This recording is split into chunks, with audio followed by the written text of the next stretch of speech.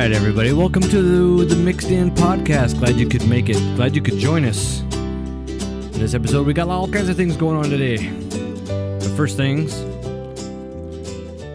are going to be about in science, can they successfully do a brain transplant? So we're going to do future medicine. Yeah. This is one Jesus was talking about with his wife, Jess. What made you guys come up with this? Why did you all of a sudden come up with this conversation about brain transplants? I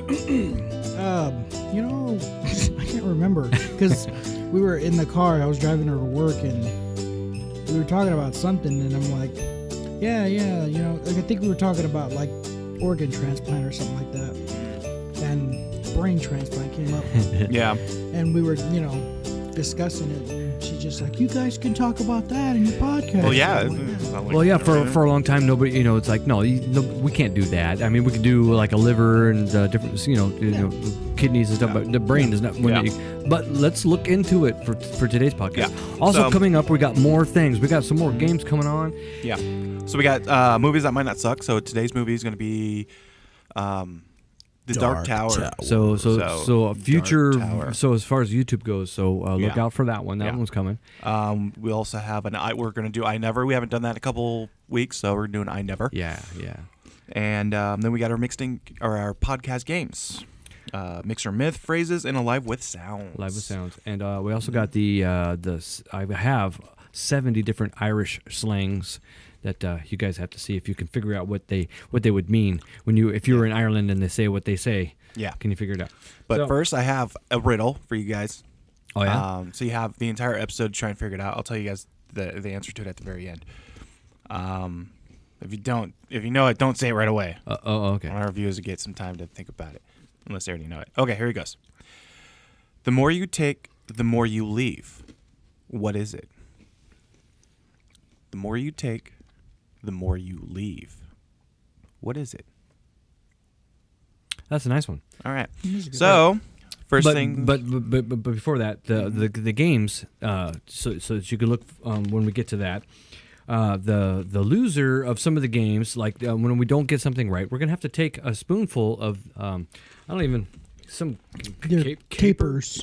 And I don't know if these are good tasting things, or so they're non-pareil capers. So they're imported, so they're gourmet. So they could be delicious, or these could be like really, really hard to eat. But that's going to be the thing. Yeah, I've never eaten them before, so I don't know. Yeah. So I think what capers are is you mix it in with when you're cooking. I also thought that they were the insides of some of the olives, but I don't know about that. I don't know.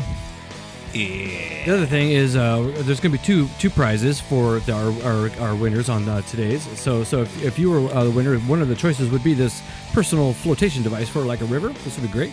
But if they don't choose that one, got this.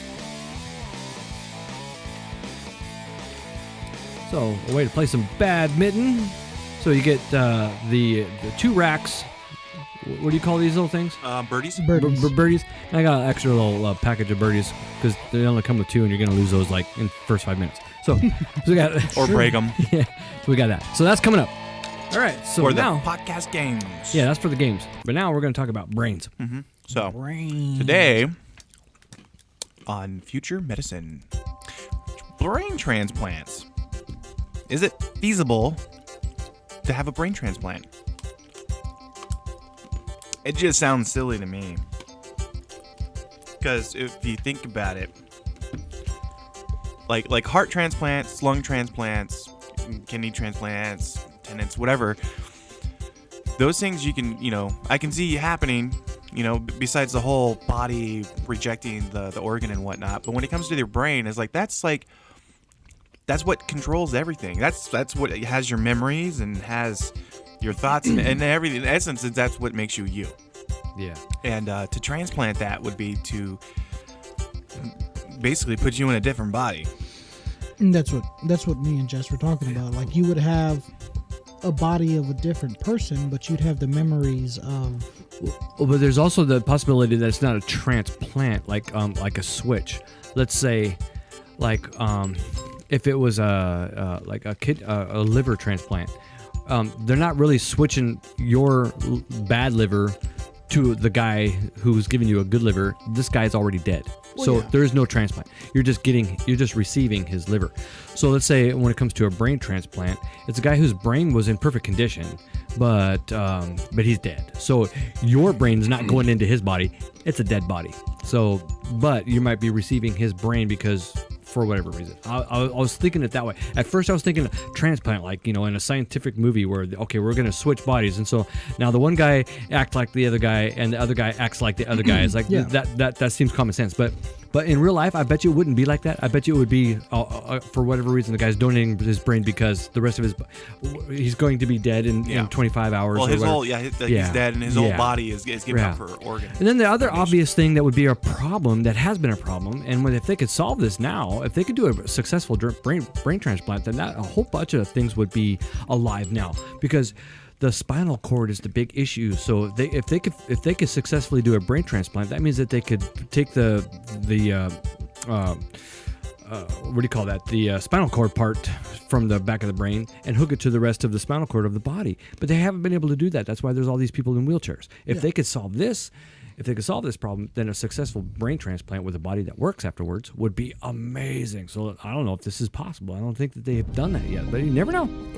Well, yeah, and that's the thing. Like, I mean, you really think about it. I mean, when you're talking about donating the brain, though, are you talking about the whole brain or just little parts of the brain? Oh, that's a good question, because if it's the whole brain, that's the same thing as you. They're still taking out your brain and putting a new one in. So you're no longer there. You're no longer there. Yeah, you're another guy. And whatever that person is now dead. Yeah.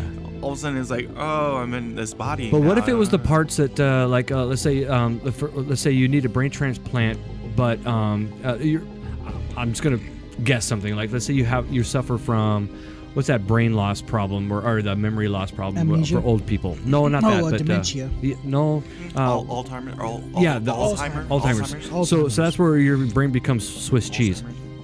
So, granted, let's say you do a transplant of all these parts that have on the older guy who's got the Swiss cheese going on, and he gets the parts from another brain, but this might transmit some memories. That's the thing. So he's gonna be okay, but he is who he is, but he's got memories that are somebody else. That could be really weird. That could be a problem. It's almost like one of those, they've had several horror movies about this where somebody, he gets a hand, right, transplanted on him in an accident and whatnot, but the hand came in from a murderer, and all of a sudden his hand's taking control and killing all these people.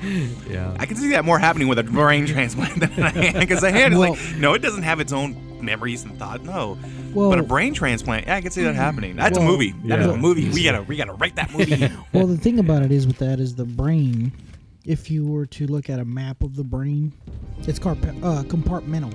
Mm-hmm. So the way they separate the brain in compartments is you have your memory, you have your body movements, you have your frontal lobe, which is like your all your functions are divided up. Yeah, exactly. So maybe your brain, the patient's brain has problems with one of these, and they could transplant that.